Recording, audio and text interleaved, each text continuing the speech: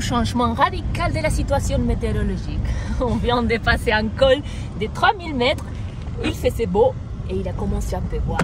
Donc je pense que cette journée, ça va être une journée sous la pluie. Oui, et en plus, on va repasser un col à 3000 mètres. Bon, la route elle est plutôt bonne, hein, c'est une axe principale, mais ici il fait 5 degrés, je pense qu'on est un peu plus de 2000 mètres, donc j'espère pas qu'il va neiger au col. Hein. Ce sera la première neige depuis longtemps.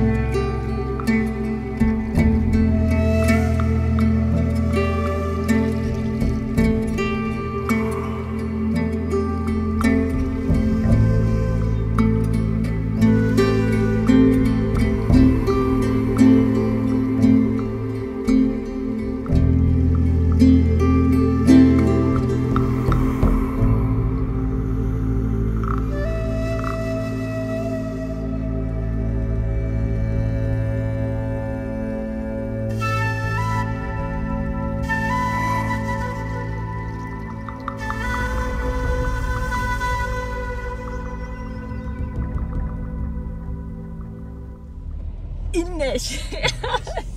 Il neige au Kirghizistan, il neige. Oui, oui, c'est la vraie neige. On va toucher la vraie neige du Kyrgyzstan.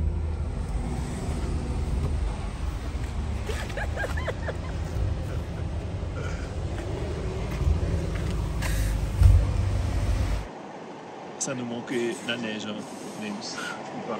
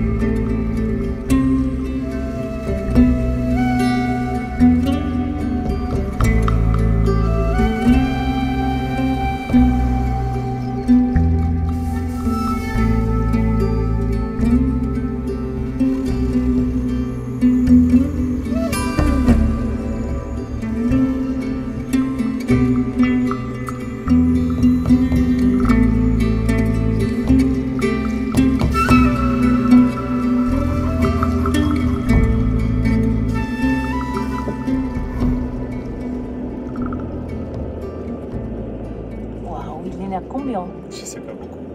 Beaucoup, beaucoup.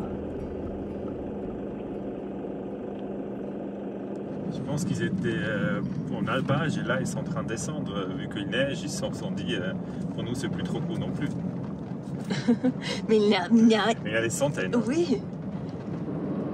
À tout ça, je pense qu'on a rien dit, mais l'idée c'est d'arriver aujourd'hui à Bishkek. C'est la capitale du Kirghizistan. Et donc on pense que d'ici environ 1 heure, on va être là. On a plusieurs choses à faire en ville. Donc, alors, tout premièrement, on dit ça depuis longtemps, mais là vraiment il faut qu'on le fasse, trouver un garage qui trouve toutes les petits trucs chez Willy qui, à notre avis, ne sont pas complètement en ordre. Et deuxièmement, il faut que, bon, on fasse une lessive, ça fait longtemps qu'on n'a plus fait de lessive. On va essayer de trouver un grand supermarché avec plein de choses et me faire plaisir.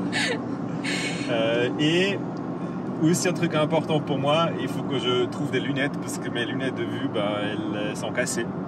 Et on va voir si on trouve des lunettes qui me conviennent. On a bien compris qu'il y a la police quelque part, puisqu'il y a tout le monde qui nous fait les lumières. Ouais, discrètement, et même juste à 1 mètre. Ils sont avec un radar, tu vois là. Qu'est-ce qu'il passe?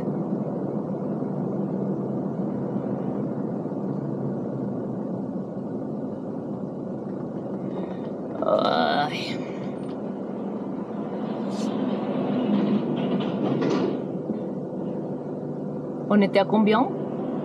30. Hello. Здравствуйте, капитан милиции. Hello. Скорость нарушаем. Russian? Швейцария. Швейцария. Driving.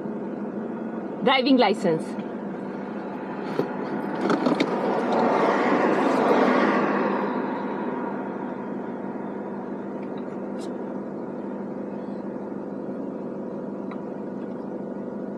– 30 км в час.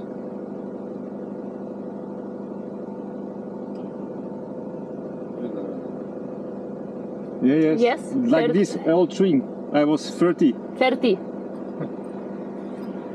Il veut que tu ailles regarder. C'est ça? Tu montes la fenêtre un peu?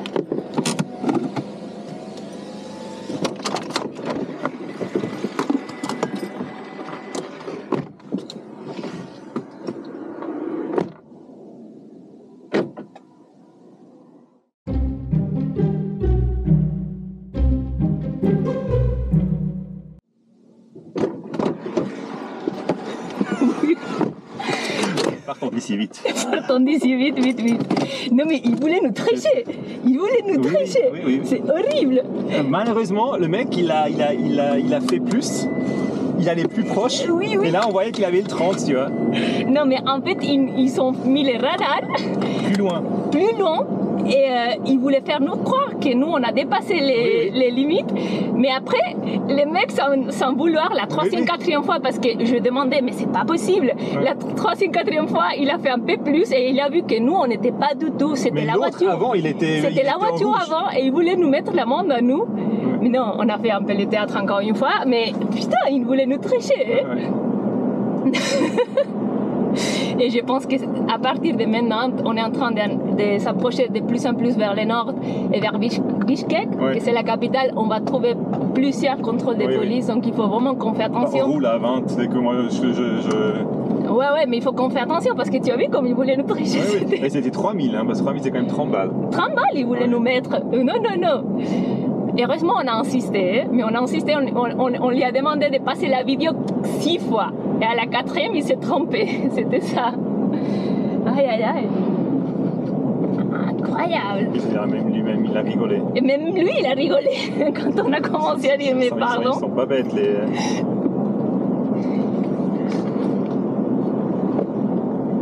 Donc voilà, finalement, on n'a pas d'amende. Pour l'instant. Tu as mis où un là? Ah, mais ils sont... Mais ils ont essayé Ouais. jusqu'à la fin. Hein. Bon, après, s'ils auraient insisté, qu'est-ce qu'on aurait pu faire, tu vois, mais... Oui, mais c'était clair que clic, oups.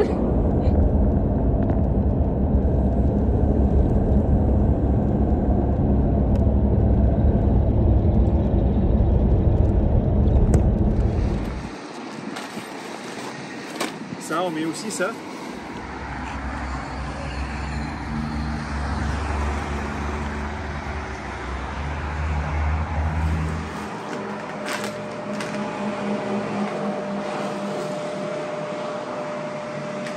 Beaucoup de choses. C'est la lessive la plus bonne marché depuis qu'on est parti. On a payé 4 francs pour 2 machines à laver de 7 kilos chacune. Avec séché. Ouais. Waouh, génial.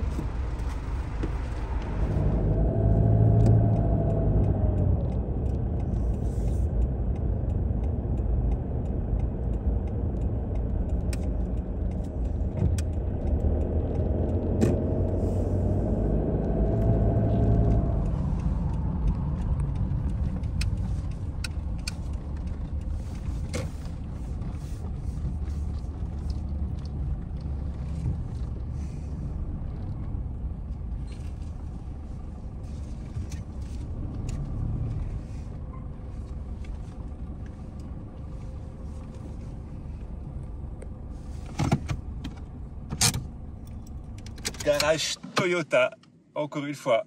On va voir ce qu'ils nous proposent au menu.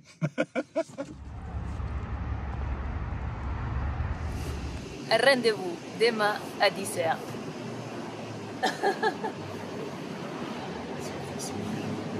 Mais bon, ils ont déjà des pistes, hein. Ça on peut déjà dire.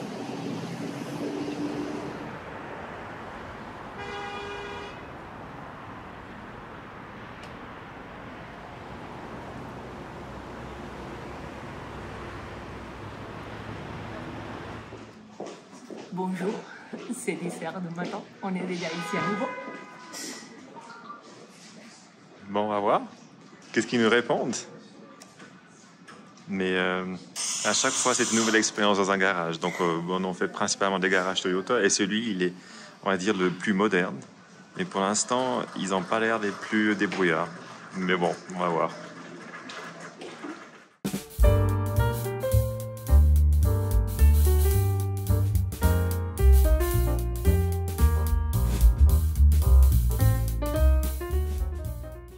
Bon,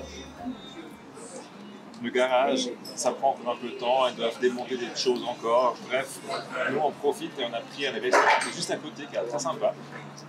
Mais ça a déjà reçu son plat. J'ai une cheeseburger. Un cheeseburger. Et après, bon. Et moi j'ai commandé un autre que tu verras après. Bon, déjà c'est le plat national, donc c'est un peu plus intéressant. C'est le plat national du Kyrgyzstan. Attends, j'arrive. Regarde. Voilà. David. Ah, waouh. Beige pour moi. Oui, je te vois aussi. Wow. Thank you very much. C'est des pâtes en fait. C'est des pâtes, des sortes de nouilles, avec la viande de cheval qui est en forme de saucisse. C'est comme une sorte de boudin, t'as vu?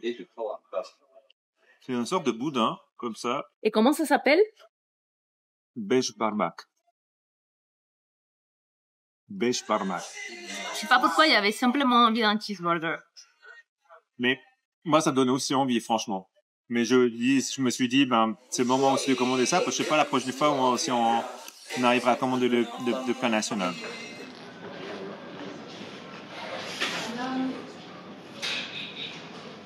Qu'est-ce qu'ils font? On est où? Je sais pas, il y a 3 personnes, ils sont tous démontés en bas. C'est pas un bon signe, ça. Non, 4 personnes.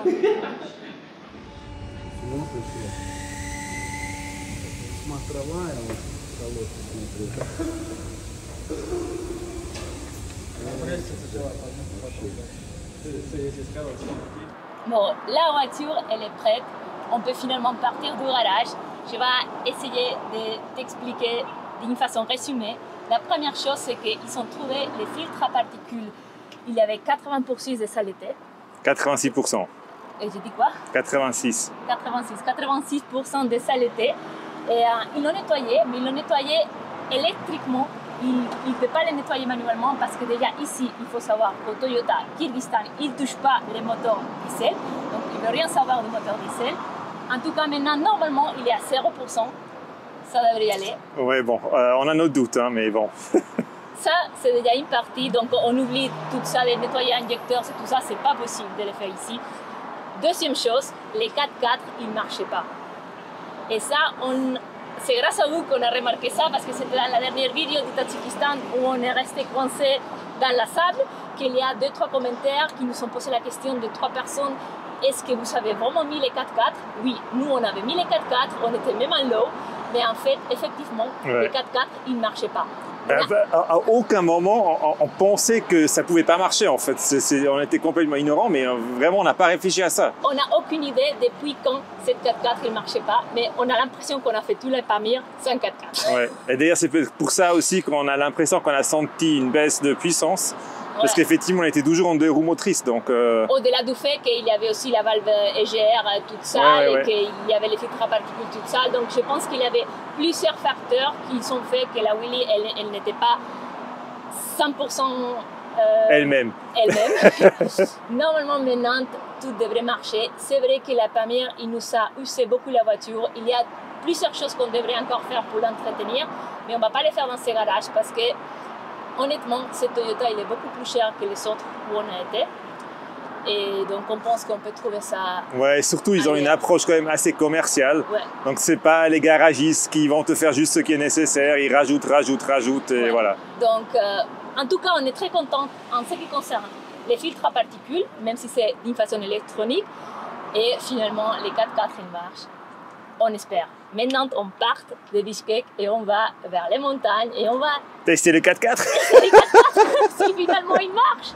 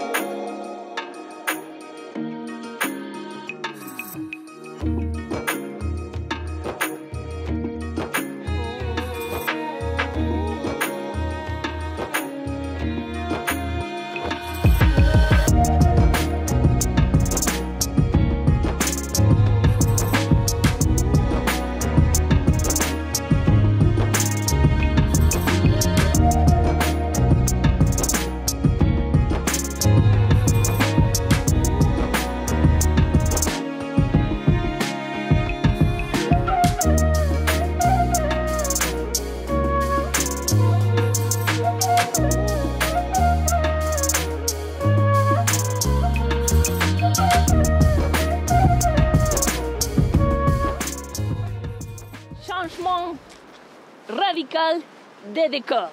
On a retrouvé une vallée. Ouais, on avait très envie, hein. C'était très intense ces derniers jours en ville. Ouais, ça nous a fatigué quand même pas mal, hein, cette ville. Oui, et on va faire une petite excursion. Oui, absolument. On va découvrir ce qui est à la fin de cette vallée.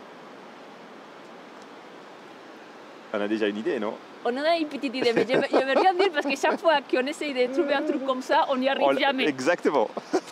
Donc du coup, on dit rien et si on le voit, on vous le montre. Exactement. Allez.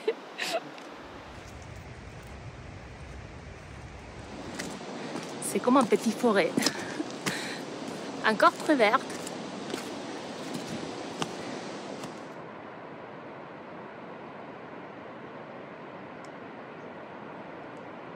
Je pense que cette fois, on va la voir, David. Parce que moi, j'ai commencé à la voir depuis ici déjà. Je crois aussi. On peut dévoiler les secrets. Enfin.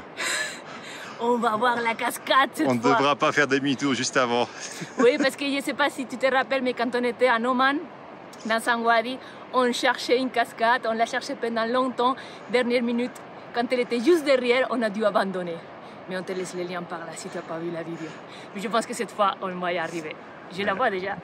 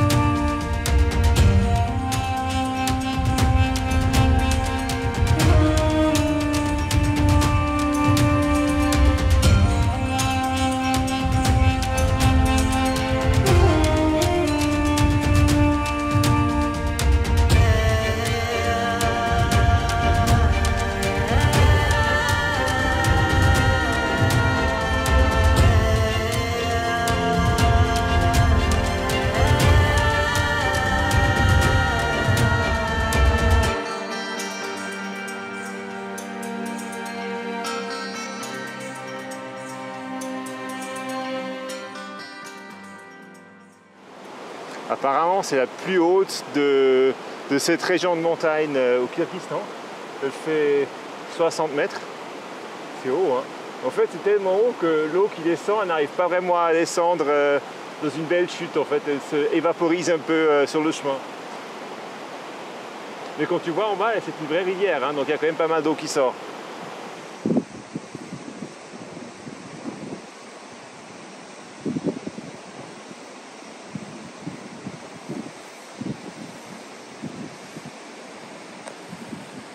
On va encore un peu plus proche. Ça glisse beaucoup.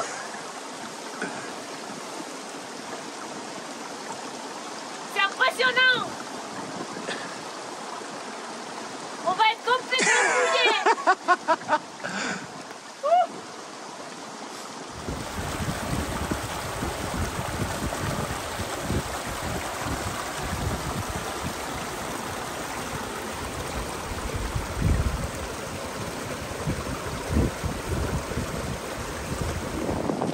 Tout mouillé. On est tout mouillé. Ah!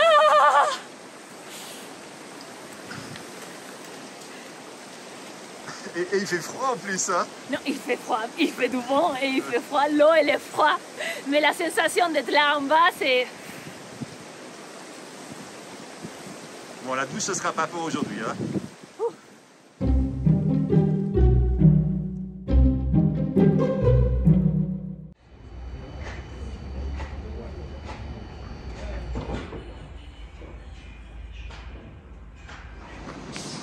Beau. On est à nouveau à Bishkek. Et c'est pas parce que la ville nous a manqué. En fait, on a une fuite d'huile qui provient probablement de turbo. Comme vous le savez déjà, on vous avait déjà expliqué, au garage Toyota ici au Kyrgyzstan, ils ne touchent pas les moteurs diesel. Mais ils nous ont donné un contact d'une personne qui apparemment est très spécialiste et qui travaille avec des moteurs diesel. Donc, on va voir. Bon, c'est un spécialiste. Il a l'air sympa. Ça a l'air atelier peu organisé, mais ils ont l'air de savoir de ce qu'ils font. Aïe, aïe, aïe. Bon, ils nous ont confirmé que c'est effectivement de l'huile qui sort du turbo, mais en fait, eux, ils ne peuvent pas nous réparer ça ou ils ne peuvent pas nous aider avec ça, mais ils nous ont donné un autre contact. Donc, on va aller là, dans un autre garage.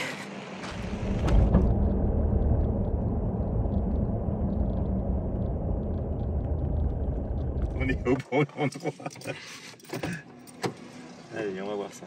C'est très clair. On est au turbo service.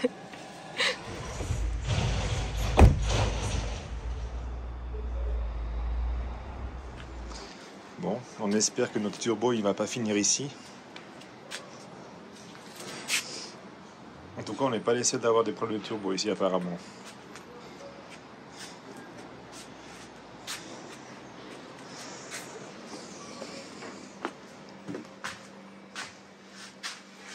Ça va le bureau Neus? Aïe, aïe, aïe. T'as trouvé ta place de travail? Écoute, c'est pas les plus confortables, mais au moins, ils ont été très gentils. Ils nous ont offert cette petite Salle d'attente. salle d'attente. À voir s'il va pas devenir notre nouvelle maison les prochains jours. J'espère pas, j'espère pas.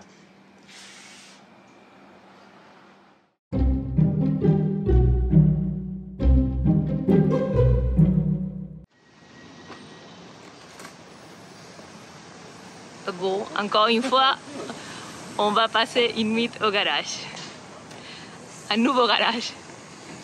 Bon, après une autre journée d'attente au garage, le point de situation est qu'ils ont ouvert le turbo et apparemment il manque tout court le joint. Donc je pense que c'est une raison pourquoi il a fui. Et deuxièmement, dedans ils disent que la géométrie elle n'est pas bonne. Et ça, c'est le turbo qu'on a reçu de la Russie quand on était au Tadjikistan. Exactement. Et là, ils nous disent qu'on a 50% de chances qu'eux, ils peuvent le réparer. Ou 50 chances de malchance qu'ils doivent le remplacer. Normalement, ce turbo qu'on avait reçu à Dushanbe, il a une année de garantie. Mais le problème maintenant, ça va être comment gérer cette garantie, parce que c'était un turbo qui venait de la Russie et qui nous a envoyé à Dushanbe. Au Tadjikistan. Au Tadjikistan. Et là, maintenant, on est au Kirghizistan. En tout cas, on les a mis en contact. On va voir qu'est-ce qui passe avec ça. Et bon, voilà, nouvelle journée ici au garage. Il pleut, il fait froid, mais heureusement, nous, on a notre petite salle d'attente.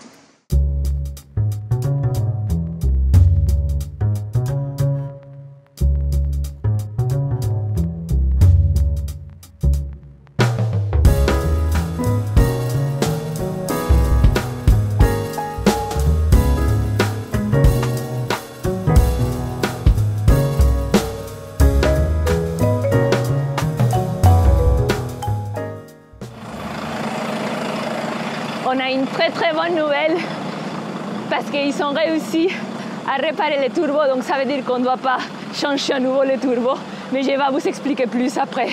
Waouh, on est très contents.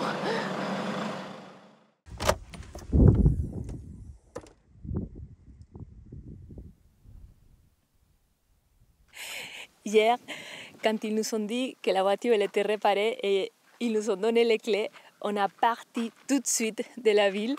On avait trop envie de dormir cette fois dans un endroit plus reposant parce que penser qu'on a été, je sais pas, 4 jours, 5 jours dans deux parkings différents, de deux garages différents. Donc on s'est dit, on quitte la ville tout de suite et on dort ailleurs. Et on est venu ici aussi parce qu'on avait vraiment besoin aussi de prendre une douche.